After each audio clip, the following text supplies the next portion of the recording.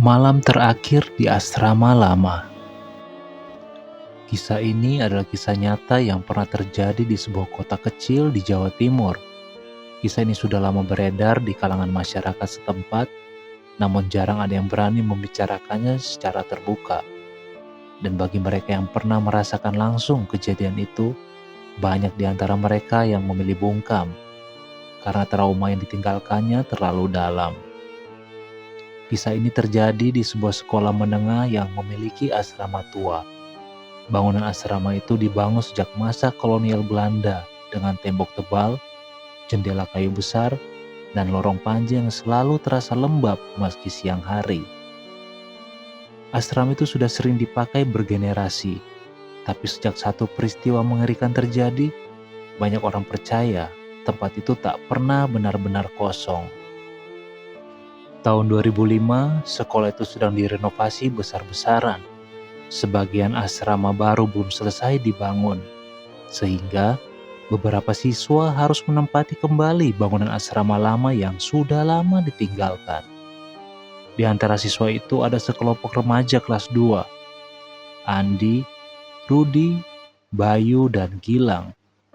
Mereka bukan anak-anak penakut. Justru mereka senang dengan ide tinggal di bangunan tua yang terkenal angker. "Kalau ada hantu, sekalian saja kita bikin uji nyali," kata Rudi sambil tertawa. Malam pertama berjalan biasa saja. Hanya suara jangkrik, bunyi tikus di plafon, dan angin yang menyusup lewat celah jendela. Namun, malam kedua mulai terasa berbeda. Bayu mengaku mendengar suara ketukan di pintu kamarnya sekitar pukul 2 dini hari. Saat ia buka pintu, tidak ada siapa-siapa. Lorong gelap, hening, dan udara yang terasa sangat dingin. Hari-hari berikutnya, kejadian aneh semakin sering terjadi.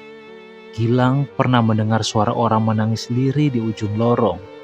Suara itu terdengar jelas, seperti suara seorang perempuan.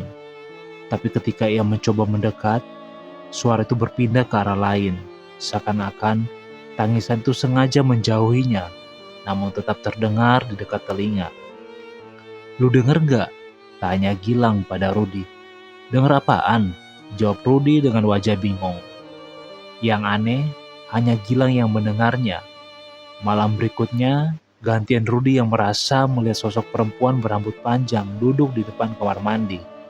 Tapi saat ia panggil teman-temannya, sosok itu menghilang begitu saja. Di lantai 2 asrama, ada satu kamar yang selalu terkunci. Konon, kamar itu dulu pernah dipakai oleh seorang siswi bernama Sari, puluhan tahun lalu. Cerita yang beredar, Sari meninggal bunuh diri di kamar itu karena depresi setelah mengalami pelecehan dari salah satu penjaga sekolah.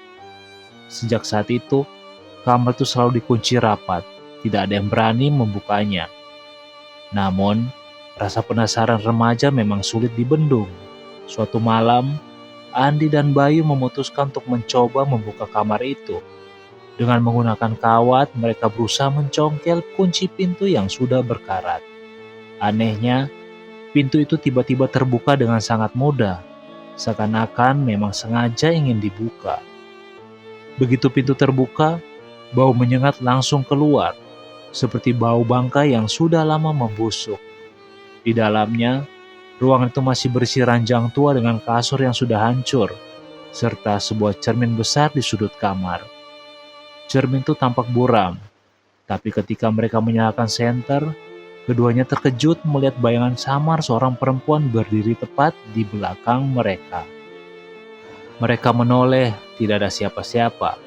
Tapi ketika menatap kembali ke arah cermin, bayangan itu masih ada. Kali ini, sosok perempuan itu tersenyum dengan senyum yang sangat menyeramkan. Setelah malam itu, kejadian-kejadian semakin mengerikan. Bayu sering bermimpi buruk, melihat sosok perempuan dengan wajah penuh darah. Gilang mengalami kesurupan saat jam belajar malam. Mulutnya berteriak dengan suara perempuan yang sama sekali bukan dirinya sendiri. Suara itu menjerit, "Dia bohong, dia jahat."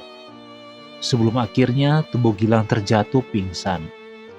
Rudi bahkan pernah ditemukan tidur sambil berjalan menuju kamar mandi. Saat dibangunkan, ia hanya berkata, "Dia manggil aku. Dia bilang aku harus ikut dia." Saat ditanya siapa, Rudy hanya menjawab, "Perempuan di cermin." Malam paling mengerikan terjadi pada malam Jumat Kliwon. Keempat anak itu sudah ketakutan setengah mati, tapi mereka tak bisa keluar dari asrama karena pintu utama mendadak terkunci dari luar.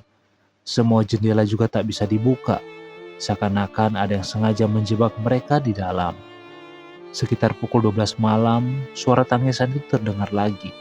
Kali ini bukan hanya lirih, tapi keras sekali memenuhi seluruh lorong. Tiba-tiba lampu padam dan hanya cahaya bulan yang masuk lewat jendela kecil. Dari ujung lorong, mereka melihat sosok perempuan berbaju putih berjalan perlahan ke arah mereka. Rambut panjang menutupi wajahnya, tapi darah menetes dari ujung gaunnya. "Balikin!" Suara perempuan itu bergema, seolah berasal dari segala arah. Andi memberanikan diri dan bertanya, "Balikin apa?" Perempuan itu menuju kamar yang mereka buka beberapa malam lalu. Dengan ketakutan, mereka masuk ke kamar itu lagi. Dan di sana, cermin besar itu kini penuh dengan retakan.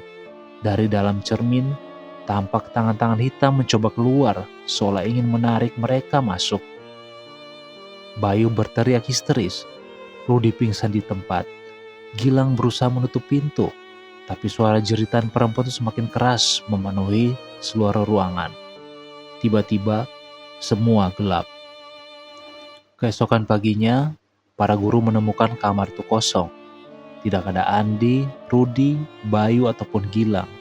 Yang tersisa hanyalah cermin pecah berserakan di lantai, serta bercak darah yang entah milik siapa. Sejak saat itu, asrama itu ditutup total. Tidak ada seorang pun yang diizinkan masuk lagi.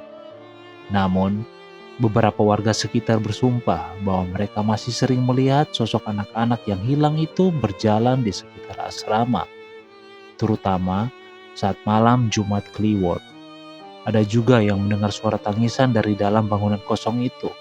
Suara perempuan bercampur suara 4 remaja yang memanggil minta tolong.